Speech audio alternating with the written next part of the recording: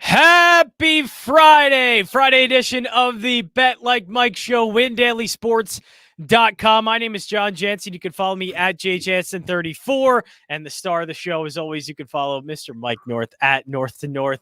How you doing, Mike North? Having the time of my life. You know, I've been enjoying the show every single day, John. And I want to wish you and everybody around the world, around the country, happy 4th of July. Have a good weekend. We had a stellar day yesterday, 2-0. I got the Reds. You had the White Sox, which is an automatic, it seems, lately. So if they're against the Twins, Detroit Tigers, or Kansas City Royals, you should bet the White Sox. They are destroying that division. Can't get enough of them, and throw Pittsburgh in from an outsider's point of view, from another league if you want. And so they're doing great. Some good baseball. Cincinnati, the team that I took yesterday, knocks off the Padres. I thought I was going to win that game easily. It was 3-0. Ends up getting a walk-off in the ninth, but thank God for that. We go 1-0. Castellanos, everybody talks about Schwarber got away from the Cubs. Hugh Darvish got away from the Cubs. Castellanos got away from the Cubs. He was the one guy I wanted over Hugh Darvish, over Darvish, over Schwarber. And that didn't happen. The Cincinnati Reds have Winkler and Castellanos that are going to be in the All-Star game. So that is a big deal. Okay. So we had a good day yesterday. Stick with us, folks, the fastest 20 minutes. Check the borders out here for anything pertinent to Win Daily Sports and WinDailySports.com. Okay. I knew once you open the door that they want to bash it in. Okay. Instead of just saying, okay, thanks, we're going to get a likeness now.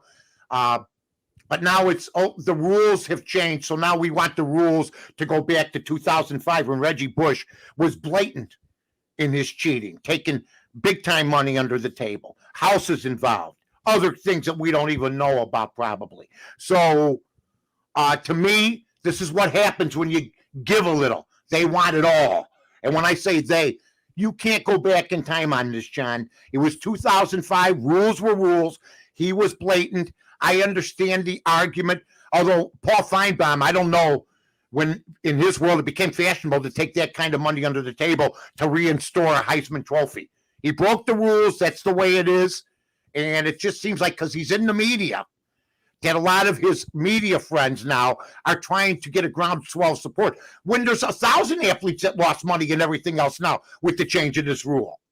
Yeah, I think he should get the trophy back. It's a rule that was wrong in the first place, and I think they made it right. And I think also make right. And look, it's good for college football too. Wait a minute. Hold on. I just got to ask you this. So if a kid takes $300,000 under the table nowadays, it's okay? We're talking endorsements. That was no endorsement. So but he had to do it. I don't think you reward a guy that breaks the rules like that. Yeah, I think it correcting a right here would be a good thing for NCAA. But and look, don't scrub away what was probably one of. Wait, what was the right that he did? What did he do right? Taking money was okay. Everybody was taking money then. And everybody else would have lost the Heisman Trophy. So I don't understand that. I don't want to leave my wallet on the table with you around because you'll figure out a way to make it look good. Well, I took money, but it was right there and it was okay. Right, but now it's okay to do it. But now that the rule is changed and now it's different, I think you can reinstate those guys or be able to celebrate them again. Because, it's like me with the steroid era. I would still love to appreciate the steroid era. I know it was cheating and I know it was wrong, but I still want to appreciate what was a big, great boom for baseball. And Reggie Bush is one of the most well-known college athletes of all time. I would like to celebrate Why that is he the only one? Instead of trying to force it. Why is he being signal? First of all, taking $300,000, having a house for your parents, and back then, everybody said it was wrong. A lot of people did. What's being corrected now? That was the wrong. The fact that athletes are able to and look, everybody was doing it too. Like SMU in the 80s was doing this. Name me somebody else of his ilk. SMU was doing it in the 80s. They got the death penalty. The program died the death penalty. Yes, but this is the program ruined. I think this has long been going on in college football, but you single out probably the biggest players that had done it, and Reggie Bush at the time was the single greatest He player was in pretty college blatant, football. man. That's all I'm going to say. But you know what? We'll agree to disagree on this one. Yes. Because, I just don't think, I mean, you know what? In 1980, In 1980, if you blew marijuana on the street, you got arrested. Now you don't. So we move on. In 1980, okay, up to 90, not one presidential candidate backed gay rights. So things do transgress. But stealing or taking money under the table is still doing that. So I don't think from now until hemisphere, I think if you get endorsement deals, that doesn't mean, see, this is what I was worried about, because you're trying to tie up taking $300,000 or a house. Well, yeah, and he took the $300,000 because I bet he wanted to make money off of endorsement deals and couldn't, and that was a way of doing it. Okay. But yeah, I think now that it is, for him to still shun him, I guess, for something that now is completely legal to do, or at least within the rights of all these athletes, I would like to celebrate one of the greatest college careers of all time, and I think that's kind of taken away from him. He played with one of the greatest college quarterbacks of all time. He played one of the best offensive lines of all time. So screw Reggie Bush. He couldn't have done it by himself. And by the way, USC still makes a lot of money. So when you hear, if it wasn't for Reggie Bush, wait a minute. Matt Leinart was on that team. That team was good. They were stacked. So, he was the best player on that team, though. In my eyes, I thought he was. He's got an average of 300-pound lineman. I mean, but why didn't he do this in the pros?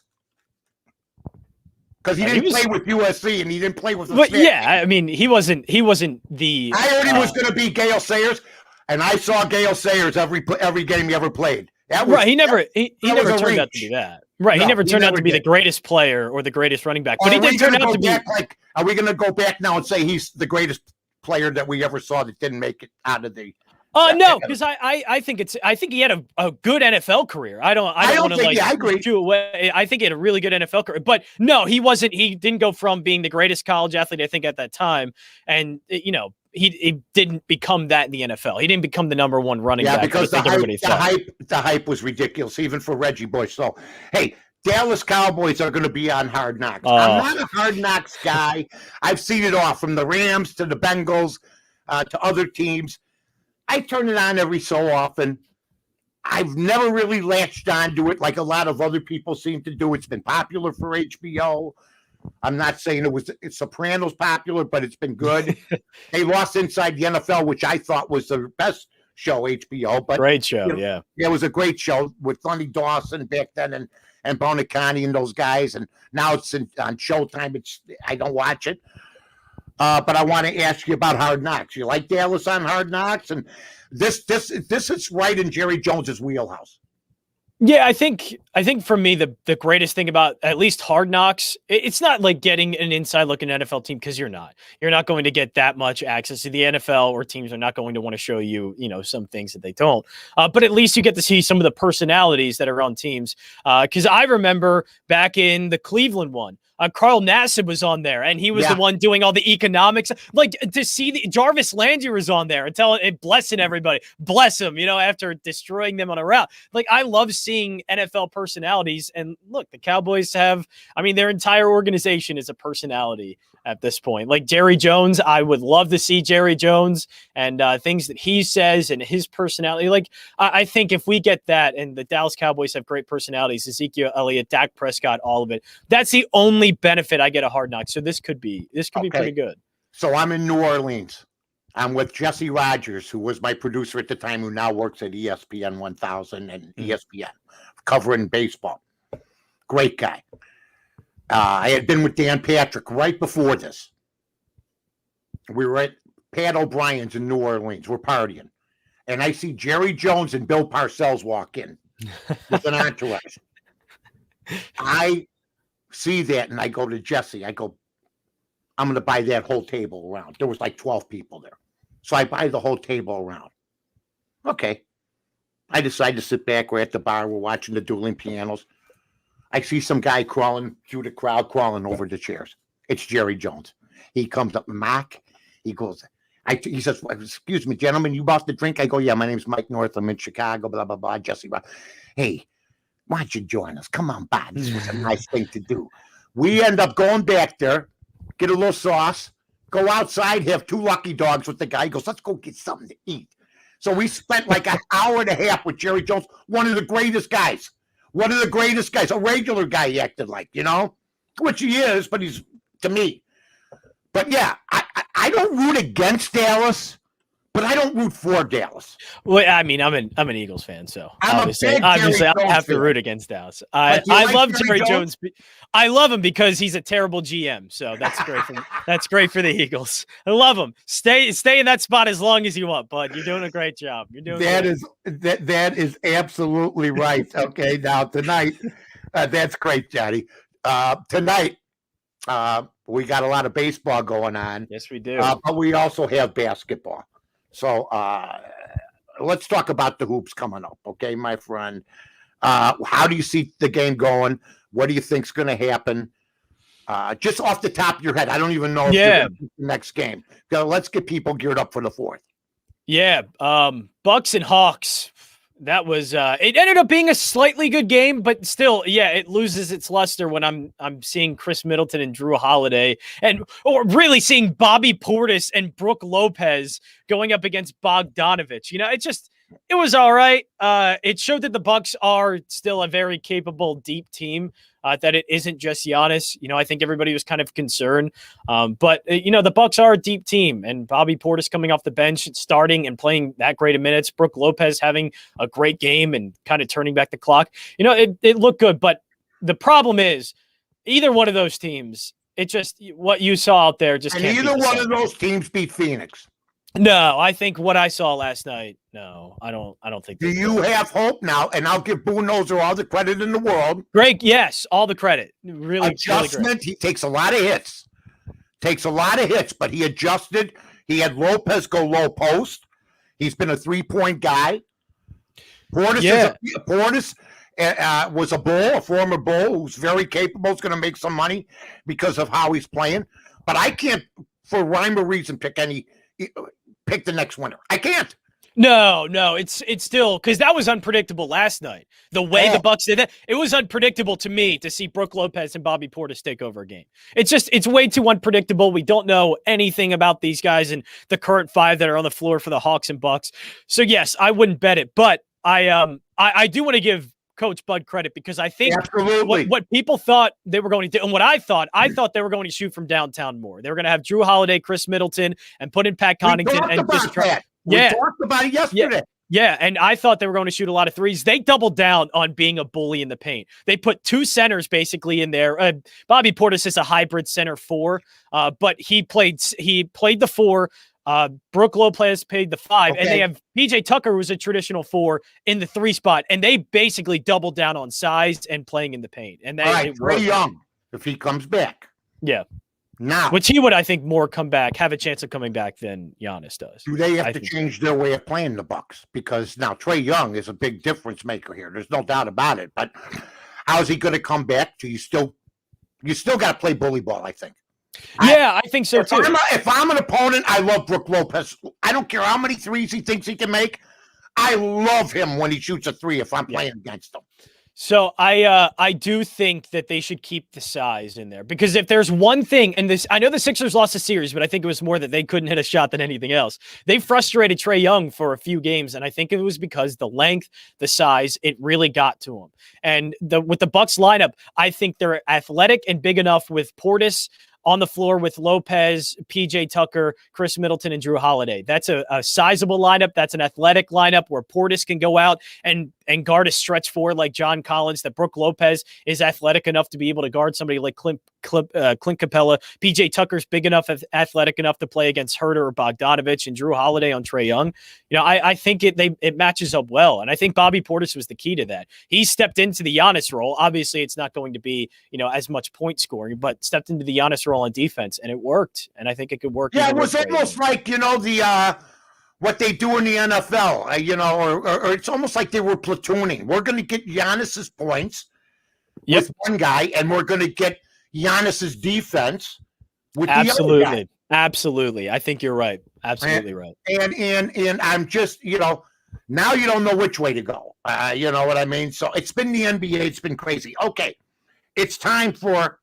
We've been on fire, ladies and gentlemen, but there's a lot of special things that go on. The 4th of July barbecues, like I said earlier today. Are you a grill master, Mike North? Will you be on the grill this no, my weekend? wife does. BB does the grilling, but I can grill. She does. I'm terrible at grilling. Look, if I didn't have BB, we're not. I don't even know how to hook this thing up. I mean, no man has ever depended on his wife more things than me. Okay, now I wasn't a bachelor for long. Yeah. Okay, you're a bachelor. Yes. Yeah. So all hell breaks loose with you. You don't know what you're eating from one meal to the next. No, that is basically. You see a bag of potato chips, you jump on it like a polecat. You know what I mean? That's what I have to think about every day. What am I going to eat? Where am I going to eat from? Yes, that is basically what I have to think about all day, for sure. I mean, the last time I was single, there was covered wagons. Okay, so I mean, that's just the way. That's how far back I go. Anyway, my friend, it is time to pick some games today. You can go first. You start out. Oh, okay. I will start out with. I can start out, and then you could look, okay? Because I know you like to hit on the fly, if you will. I got my paperwork right here, folks. We don't wake up and just go. Yeah, I do have a few. It just was trying to figure out which one I felt most confident in. I'm taking the Dodgers to beat Washington with Scherzer going. I don't think Scherzer's been right since they checked him. I mean, the guy was beside himself. He doth protest so much. The Dodgers are right now like a picket or plus 110. That may switch against the Washington Nationals. I'll take the Dodgers. I will take the Nationals, actually. They've been playing pretty well. I know last game wasn't good, but I think with Scherzer on the mound, they should be good. I might look at a first 5 there, but I will go for this show right now.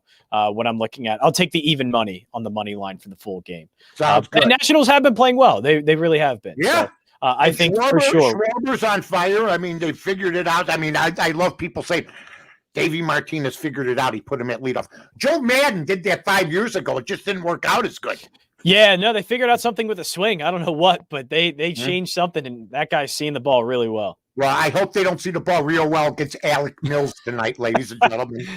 I'm going to take the Cubs minus 140, getting a run and a half against the Cincinnati Reds, who are feeling good at themselves. I don't have enough faith in the Cubs to go on the money line plus 145, so I'll take the Cubs minus the 140, getting a run and a half. John, back to you. I will go with the Colorado Rockies money line at minus 108. They are a great team at home. And so if I'm going to get close to even money, I'll take it. But the pitching matchup, too, like you look at Chichi Gonzalez, 5.81 ERA. I get it, not great. But again, this Rockies team hits really well at home, and they're great, 29-16. I imagine the home road splits are even better for Chichi Gonzalez. Johan Oviedo for the Cardinals has been brutal. Johan Oviedo, I think that's how you say it. Oviedo, starting pitcher for the Cardinals. The president of Venezuela? Or well, all I know is he's 0-4 with a 5.23 ERA. He's not been good. So I am going to take the Rockies here on the money line against the Cardinals. And the Cardinals have been reeling a little bit. So I'll take the Rockies at home. All right, I got one more. Yeah, 3. Sometimes I give you one like yesterday. I just give you what I get. Pablo Lopez, pretty good pitcher. Miami, pretty good year. I think they're going to be like the Tigers. I think next year they're going to be better than what the record is now. Lopez 4-4, 2.87. Marlins 34-45. Drew Smiley close to 4.80 ERA. But he's 5-3, just knows how to win. I'm going to take Atlanta. They're big favorites here, about minus 160 in that game against Miami. Yeah, I think that's it for me today. Not really too much. I was thinking the Giants, going back to them, but Zach Gallen, a good enough pitcher. I don't know if I really want to go on that one. I'll probably stay away. I was thinking Athletics against the Red Sox, but Frankie Montas kind of. You've been doing good. We've been doing humans. Yeah, it scares me a little bit. So I'll stick with the 2 that I have for today. Okay, I got 3 altogether. We got 5 total. Once again, Cubs minus 140, getting a run and a half. Atlanta minus 160 on the money line, if you will. And then the Dodgers in a picket plus 100, plus 110 against Washington. And you got who, John? I have the Nationals at even money. Max Scherzer on the mound. I do like that. Julio Urias has been good, but I will also back the Nationals at home at even money with their best pitcher on the mound and the way they've been playing. And the Rockies, the way they're playing at home. -108 on the money line against Johan Oviedo. Not a great pitcher. Johan Oviedo. All right, guys. Hey, have a great 4th of July. Everybody out there, have a great 4th of July. Good time. So long, everybody. Nice. It'll end at some point. Arms are getting tired. It's not done, baby. We're staying on bonus coverage. They want another pick.